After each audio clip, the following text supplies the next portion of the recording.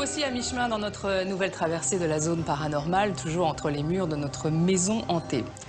Le surnaturel, on ne s'en méfie jamais assez. La comédienne Armelle en a fait l'expérience.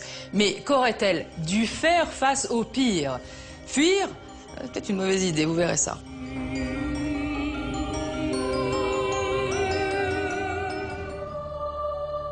Au cœur de la Bretagne, non loin de la forêt de Brocéliande, domaine de Merlin l'Enchanteur, se dresse le château de Combourg. L'histoire de ce château recèle des faits nombreux et énigmatiques. Ça a tout ce qu'il faut pour être un château hanté. Chateaubriand, écrivain du 19e siècle, y a passé son enfance. Plus tard, il écrira dans ses mémoires d'outre-tombe que les lieux abritent un esprit. Une certitude partagée par les propriétaires actuels. Non, je pense que ce château, et j'en suis sûr, est habité. Armelle a accepté de passer une nuit dans ce château. En quittant Paris, la comédienne ne connaît pas sa destination. Elle semble même s'amuser de cette expérience. Je me dis que, au pire, il se passe quoi? Je rencontre des fantômes, les fantômes, ils viennent du temps passé. Et c'est une époque où les gens étaient extrêmement bien élevés. Donc je pense qu'ils feront un baise-main ou une révérence ou un petit compliment, donc ça devrait bien se passer. Insouciante et curieuse, Armelle découvre enfin le lieu et son histoire. Le château de Combourg date du XIIe siècle. Chateaubriand, enfant, a vécu dans cette forteresse et il est vrai qu'il sera marqué à jamais par cela. Sonia de la Tour du Pin est l'actuelle propriétaire. Elle nous confirme la présence d'une étrange légende autour de sa demeure. Toutes les traditions du château, voleurs et spectres, leur revenaient en mémoire. Les gens étaient persuadés qu'un certain comte de Combourg à jambes de bois, mort depuis 3 siècles, apparaissait à certaines époques et qu'on l'avait rencontré dans le grand escalier de la tourelle. Sa jambe de bois se promenait aussi, quelquefois seule, avec un chat noir. D'ailleurs, une énigmatique momie de chat repose dans la chambre même de Chateaubriand. On a découvert ce chat qui avait été emmuré vivant. Le chat était considéré comme un animal maléfique. C'était une façon de se protéger contre le mal. Les murs de ce château cachent bien les secrets, et les manifestations aussi troublantes qu'inexpliquées y sont fréquentes. Quiconque passe une nuit entre ces murs n'en ressort jamais indemne. Je me suis couché, je me suis endormi très vite. J'ai été réveillé au milieu de la nuit par mon lit qui a été secoué. J'ai cru qu'il y avait quelqu'un au pied de mon lit qui avait empoigné mon lit et qui secouait très fort. J'ai allumé tout de suite et je me suis aperçu qu'il n'y avait strictement personne. Le lit n'était plus secoué du tout. J'étais quand même inquiet. Je me suis dit, il y a quelque chose d'étrange. D'explication, je n'en ai jamais eu. Mais il n'est pas le seul témoin de tels phénomènes. Pendant 5 ans, Joachim était guide au château. Et à l'époque, lui aussi avait l'impression d'être sans cesse observé. Ça a commencé un soir à 10 h, lorsqu'on m'a demandé d'aller chercher dans la cave une bouteille de vin. C'est 10 mètres sous le château. Il faut traverser un couloir de 20 mètres d'arcade, très sombre, et se retrouver dans un petit cachot, vraiment qui doit faire 2 mètres carrés à peine. Et tout d'un coup, il y a eu comme un petit souffle qui s'est passé dans mon cou. Je me suis senti vraiment complètement oppressé, des frissons partout, l'impression qu'on me touchait. C'était vraiment une impression vraiment étrange. J'ai dû sortir tout de suite parce que c'était insoutenable. Théâtre de phénomènes curieux, le château serait donc habité par de nombreux revenants. La maîtresse des lieux en a quelquefois fait les frais. J'avais perdu mon alliance. En effet, un soir, je me suis lavé les mains. J'avais enlevé mon alliance. Et je l'avais laissée donc sur le rebord du lavabo. Quand, le lendemain, j'ai voulu le reprendre, elle n'était plus là. Je l'ai cherchée partout. Et c'est seulement 3 ans après que je l'ai retrouvée dans un couloir, balayée tous les jours, même lavée à la serpillière, qui brillait en plein milieu de ce couloir. C'est quand même étrange. Non, je pense que ce château, et j'en suis sûr, est habité. Un lit qui tremble, des objets déplacés, un mystérieux conte à jambes de bois. Armelle connaît désormais toute l'histoire du château de Combourg et visiblement, elle ne réalise toujours pas ce qu'elle va vivre. Je me laisserai pas faire. Hein. Je vais lui chanter la salsa du démon. Je suis sûre que ça va lui plaire. Je connais les 3 couplets avec les 3 personnages. Dans un instant, la comédienne Armelle arrivera au château de Combourg. C'est en compagnie d'un médium qu'elle partira à la découverte des secrets de cette étrange demeure. Elle ignore que la nuit qui l'attend va bientôt tourner au cauchemar, quand la réalité dépasse la plus effrayante des fictions. Esprit malin. Manifestation terrifiante. Les fantômes existeraient-ils? Viendraient-ils tourmenter les vivants? C'est tout de suite, dans Zone Paranormale.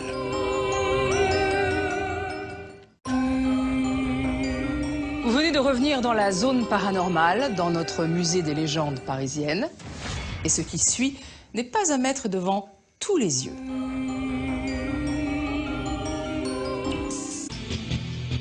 Bravant ses craintes et ses peurs, Armelle a accepté de passer une nuit dans un château hanté. Le château de Combourg, en Bretagne, où l'écrivain français Chateaubriand a vécu, est le théâtre de manifestations très étranges.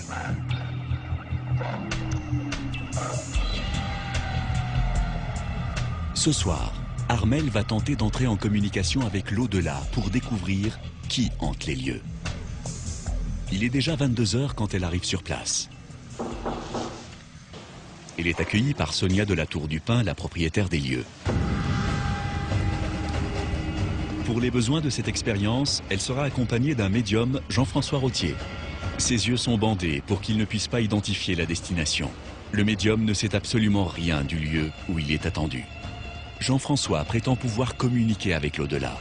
Son pouvoir lui permettra-t-il de résoudre le mystère du château? De son côté, Armelle ne cache pas son inquiétude à la propriétaire quant au témoignage qu'elle a entendu. Et il a décrit son lit qui s'est mis à trembler. C'est-à-dire qu'il a été réveillé pendant la nuit par une secousse violente. Leur conversation est interrompue par l'arrivée du médium. Vous savez quoi, je me mets derrière avec mon parapluie et si jamais c'est quelqu'un de dangereux, je l'attends. Ah non, c'est pas un fantôme. Bonjour. Jean-François arrivera-t-il à s'imprégner du lieu et à découvrir qui hante le château? Qu'est-ce qui nous vaut votre venue, Jean-François? Je vais essayer de libérer toute ma sensibilité, mon intuition, ma voyance, pour vous accompagner dans ce parcours un peu initiatique. Il propose de convoquer les esprits par une séance de spiritisme. Ils prennent alors la direction de la salle des gardes où les attend Isabelle, l'intendante du château depuis 25 ans.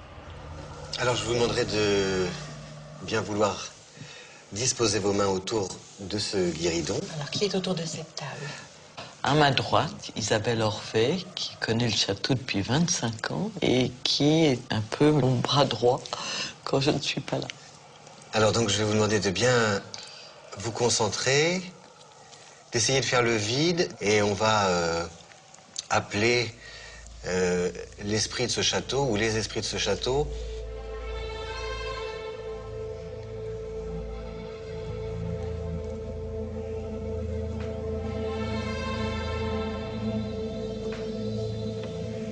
Oui.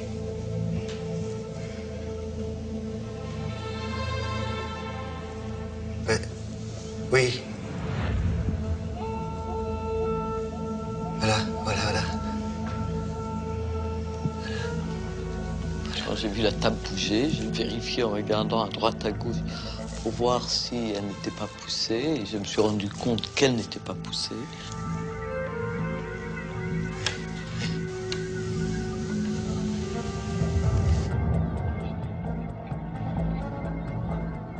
Faut dire que c'est assez impressionnant, la table qui se met à tanguer.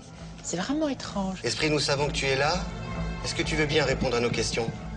Tape une fois pour oui, 2 fois pour non. Vous voyez, ça fait comme un... Esprit, est-ce que vous êtes... On sent qu'il y a comme un berceau, vous voyez, c'est ça qui berce, mais c'est comme un enfant ou un bébé ou je sais pas, quelque... Esprit, est-ce que vous êtes une femme? Non. Est-ce que vous êtes un homme? Oui. C'est quelqu'un qui, en tout cas, je ressens qu'il a eu mal. Vous avez eu mal. Physiquement. Je ressens... c'est ça, là, cette espèce de jambe. Alors, je ne sais pas si la jambe a été coupée ou si elle a été avec des pansements, mais c'est violent. Une vision d'un homme blessé à la jambe. Pourtant, personne ne lui a encore parlé de la légende du comte à jambes de bois. On vous a porté, ou je sais, l'image que j'ai, je vois quelqu'un qu'on a porté, qui restait toujours à un même endroit, une même pièce, qui ne pouvait pas bouger. Une chambre lui apparaît. Pour le médium, ce serait la clé de l'histoire. Il y a des lieux, il y a un mur invisible ou quelque chose qui m'empêche, qui peut empêcher d'avancer.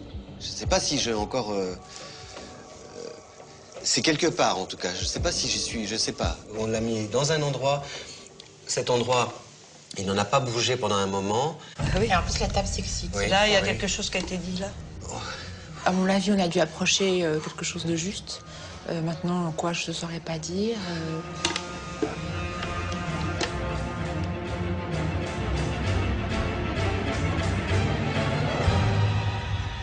Isabelle est troublée. La table se penche vers elle et s'immobilise. Vous sentez? Quelque chose. Qu'est-ce que vous ressentez, Isabelle, justement? C'est bien de... Je sais pas, il y a quelque chose, là, que j'ai jamais ressenti dans le château. Hein. Ça me fait drôle. D'ailleurs, je suis fatiguée d'un coup. Ça Ah prend ouais, c'est l'énergie, incroyable. oui.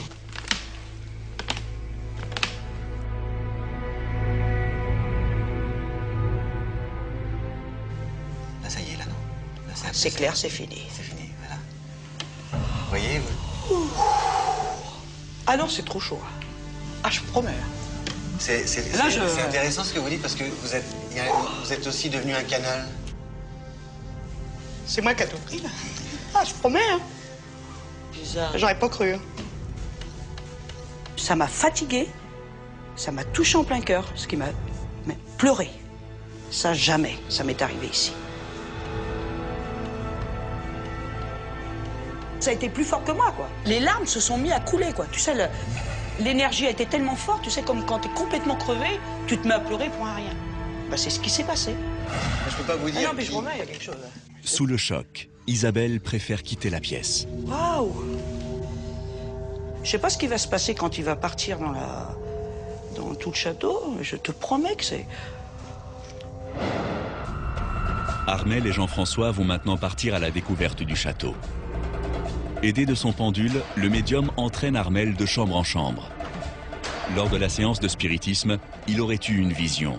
Un esprit tourmenté et une chambre à l'atmosphère lourde. Il y a des lieux, il y a un mur invisible ou quelque chose qui m'empêche, qui peut empêcher d'avancer.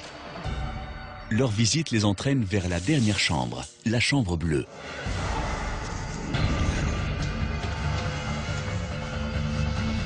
Là, j'aime pas du tout, là. Ah bon?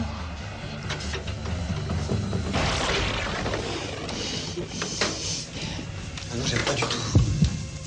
J'aime pas du tout cette... Non. Je suis là, J'aime pas du tout cette... Dès qu'il a fait un pas, ça lui a été insupportable. Et là, il a été complètement bouleversé. Il était vraiment pas bien du tout. C'est quelque chose où quelqu'un ne voulait pas qu'il y rentre. Vous êtes pris comme ça.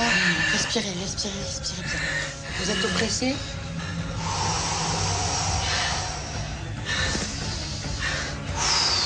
Respirez très large. Qu'est-ce que vous sentez, Jean-François? Racontez-moi. Qu'est-ce que vous sentez? C'est dans la poitrine. C'est dans la poitrine. C'est comme s'il fallait que j'aille chercher le souffle loin. C'est comme si la personne, elle sait qu'elle va mourir. Et on sait qu'on vient la chercher, on le sait. Elle sait. Faut que je sorte d'ici, là, c'est pas possible. C'est pas possible. C'est comme si il ne pouvait pas y avoir un autre homme dans cette pièce. Vous voulez vous asseoir? Oh, c'est là. Si on s'éloigne, ça va vous faire... Vous vous sentirez mieux? L'équipe prend la décision de suspendre le tournage. Jean-François est manifestement bouleversé, incapable de poursuivre la visite. Ce qu'il ignore, c'est que cette chambre est celle du père de Chateaubriand et que lui aussi y aurait vu l'esprit du comte à jambes de bois. Un revenant mécontent de voir sa chambre, occupée par d'autres.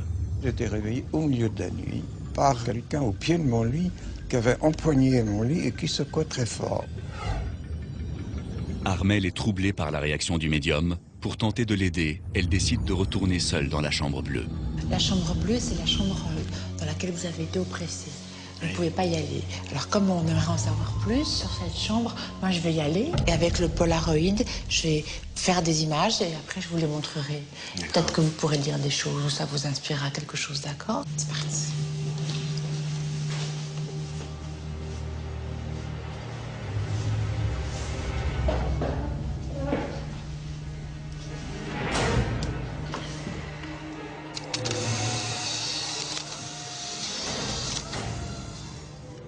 J'ai fait 3 images, ça suffit. Voilà, Jean-François. Ça, c'est l'image du lit, hein. La personne, l'homme qui était là, il... Vous ressentez ce qu'il ressentait? Oui. Il avait mal...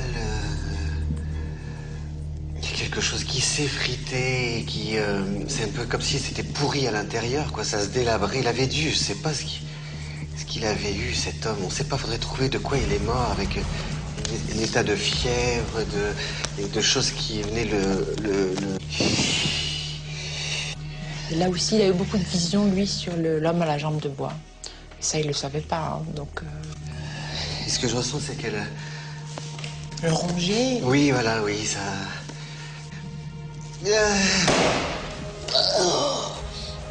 Qu'est-ce qu'on peut faire pour vous faire du bien, Jean-François? Il a voulu marcher, il a voulu prendre quelque chose. Et il en avait après quelqu'un, il voulait pas. Il en avait après quelqu'un qu'il aimait pas, qu'il aimait pas, qu'il aimait pas. Ah.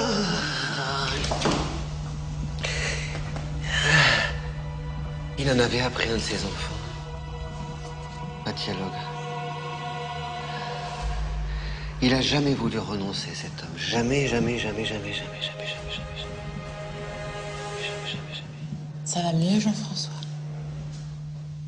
Ça va mieux, Jean-François? Vous voulez qu'on s'éloigne maintenant? On va quitter cette pièce? Ses ultimes ressentis ont épuisé Jean-François. Maintenant, c'est fini. Pour lui, l'expérience s'arrête là.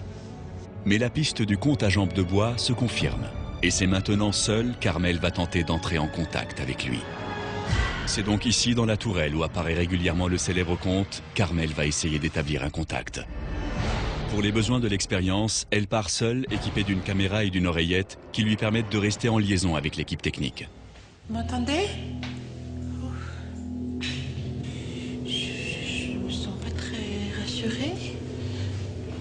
Ô nuit, l'ombre qui t'agite et c'est douce, c'est doux et le mystère.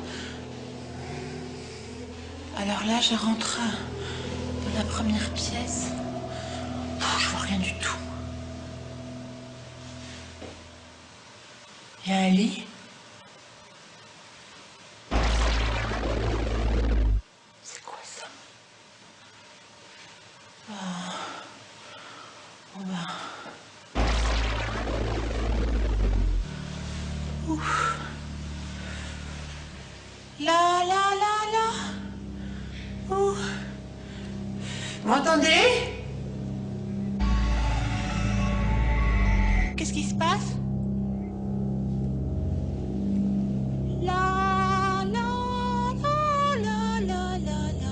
Je chantais beaucoup pour me donner du courage. En fait, c'est marrant, mais quand on chante, on occupe l'espace et c'est rassurant, quoi. Je dis que rien ne m'épouvante. Oui, qu'est-ce qui se passe? Allô? C'est quoi ça?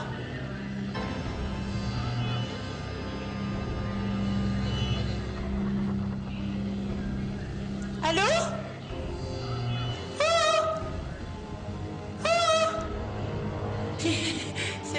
J'ai plus envie de rester. Je descends, hein? C'est très bizarre. J'ai senti qu'il fallait que je parte. C'est comme si dans ma tête, il y avait une porte qui allait se fermer. Il fallait vite que je passe avant qu'elle soit fermée. Je descends. Mon cœur s'accélère. Je descends quelques marches. j'ai entendu, oui, un bruit comme... Allô?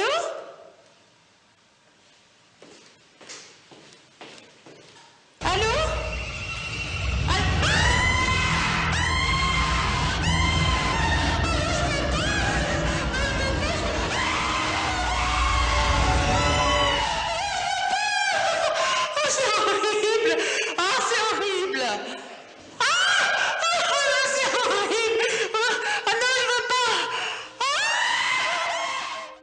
J'ai senti très fort le moment où je voulais plus rester. Je ne voulais plus. J'ai l'impression qu'il y avait quelqu'un qui arrivait ou une espèce de bruit. J'ai entendu comme un battement. Est-ce que c'est moi qui me suis fait un film? J'ai l'impression que... j'entendais la jambe de bois, quoi, quand même. Il ne devait pas être loin, à mon avis. Je sais pas. Oh, l'angoisse.